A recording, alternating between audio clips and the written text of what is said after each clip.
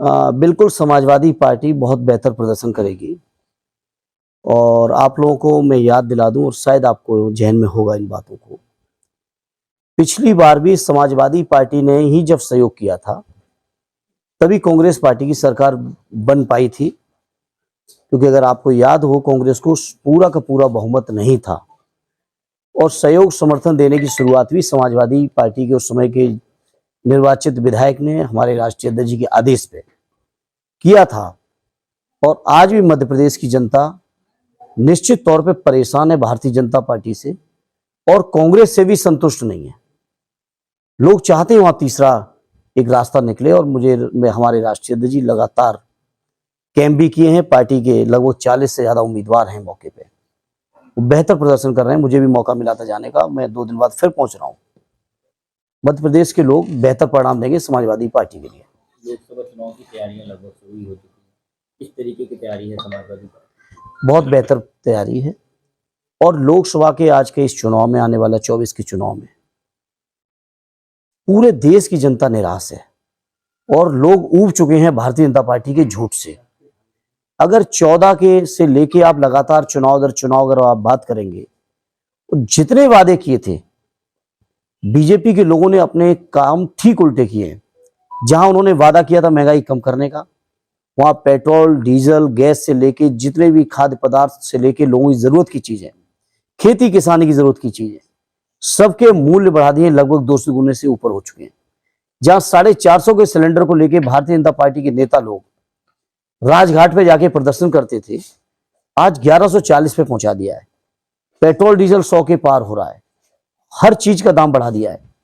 बेरोजगारी के मामले में इन्होंने कहा था कि हर साल 2 करोड़ रोजगार देंगे।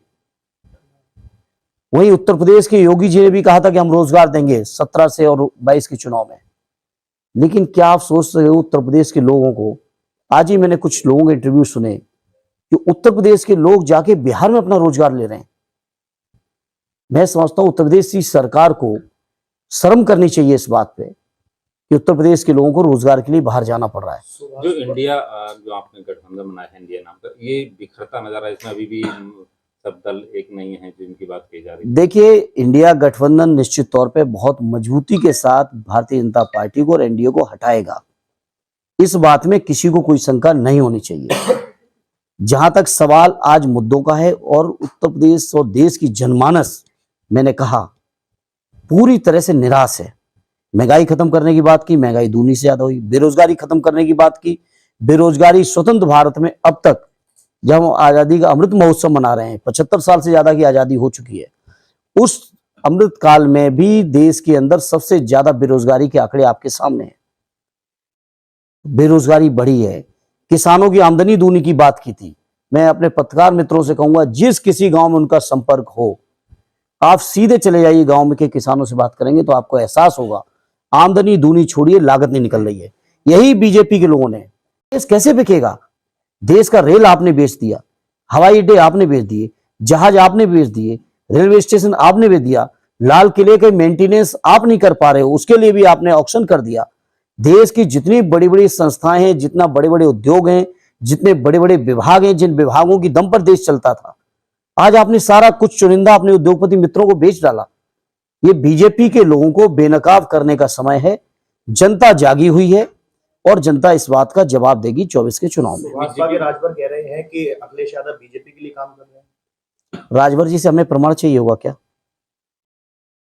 राजभर जी जब राजनीति में नहीं भी थे, उस समय से समाजवादी लोग कुर्बानियां दे रहे हैं। आज से नहीं कुर्बानियां दे रहे हैं। सदैव नेताजी ने 1990 का जो सांप्रदायिक माहौल भारतीय जनता पार्टी ने बनाया था, कैसे उस माहौल से निपटे थे, क्या किसी से छुपा है? और उसके लिए हम लोगों ने कितनी बड़ी बड़ी कुर्बानियां दी, समाज में कितना अपमान झेला, इस बात का हमें सर्टिफिकेट नहीं राजभर जी से चाहिए। मेरे पत्रकार मित्रों, आप कुछ और गंभीर सवाल करिए। तो ब्रजेश पाठक कहते हैं कि जो इंडिया नाम गठबंधन 24 में कहीं दिखाई नहीं देगा चुनाव में। पाठक जी का पता नहीं, 24 में भाजपा में रहेंगे या कोई और सरकार बनेगी तो उसमें चल देंगे, क्योंकि उनका तो आप इतिहास जानते हो, कहां से चले थे और कहां तक पहुंच गए, और अभी अपने राजनीतिक जीवन में कहां तक और पड़ाव होंगे उनके पता नहीं, किस किस दल में होंगे। पद के लिहाज से नहीं कह रहा हूं, दल के लिहाज से कह रहा हूं। तो योगी जी लगातार स्टार प्रचारक के रूप में 5 राज्यों में चुनाव हो रहा है, वहाँ प्रचार कर रहे हैं और यूपी की कानून व्यवस्था का हवाला दे रहे हैं कि यूपी की कानून व्यवस्था बहुत अच्छी है। क्या कहेंगे? अब झूठ बोलने के में कहीं टैक्स नहीं लगता है और दुर्भाग्य है देश का कि मीडिया के साथियों को सच बोलने नहीं दिया जा रहा है। जो लोग बोलते हैं वो मुख्य धारा में नहीं रह पा रहे हैं।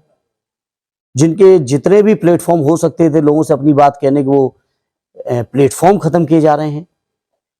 तो योगी जी ने जिस तरह की दुर्दशा की है देश के अंदर, उत्तर प्रदेश के अंदर कानून व्यवस्था की, वो किसी से छुपी नहीं है। दलित बेटियों को रात के 2:30 बजे उनकी अंत्येष्टि कर दी जा रही है। रेप की घटनाएं दिख नहीं रही हैं। अभी देवरिया की घटना हुई, सामने है आपके। कितनी घटनाएं उस प्रदेश में, कहाँ ऐसा है? योगी जी के साड़ जरूर चल रहे हैं, साड़ का प्रचार कर सकते हैं योगी जी आके। बीएचयू से लेके पूरा प्रदेश, कानपुर से लेके, अगर आप कहाँ की बात करेंगे, कानपुर की बात करिए, झांसी की बात करिए, उन्नाव की बात करिए, बदायूं की बात करिए, कौन से जिले का जहां नाम लेंगे वहां पे संगीन से संगीन घटनाएं नहीं हो रही हैं। अभी बदायूं में हमारे मासूम बच्चों की डेथ हुई। आप सोचिए, इतने संवेदनहीन लोग हैं कि ना तो कोई कार्रवाई हुई, ना कोई गलती के दोषी ठहराए गए, ना कोई जांच की आज तक रिपोर्ट है, ना उन परिवारों को आंसू पोंछने वाला कोई पहुंचा। ये संवेदनहीन लोगों की सरकार है। ये भारतीय जनता पार्टी के लोगों को लगता है कि हम नफरत फैला देंगे समाज में, हिंदू मुसलमान करा देंगे और सरकार बना लेंगे। लेकिन लोगों को ये बीजेपी के लोगों को ये अंदाज नहीं है। लोग देख चुके हैं। ठीक है, काट की हांडी चढ़ी, इस बात से इनकार नहीं है। लोगों ने बात का भरोसा किया मोदी जी की, लेकिन आज मोदी जी की बात का भी भरोसा नहीं है। और मैं अब एक बात और इससे आगे कहता हूं, अब बीजेपी के लोग कभी सच भी बोलेंगे तो भी जनता को यकीन नहीं होगा। आपके ही विधायक जी को एक मुकदमा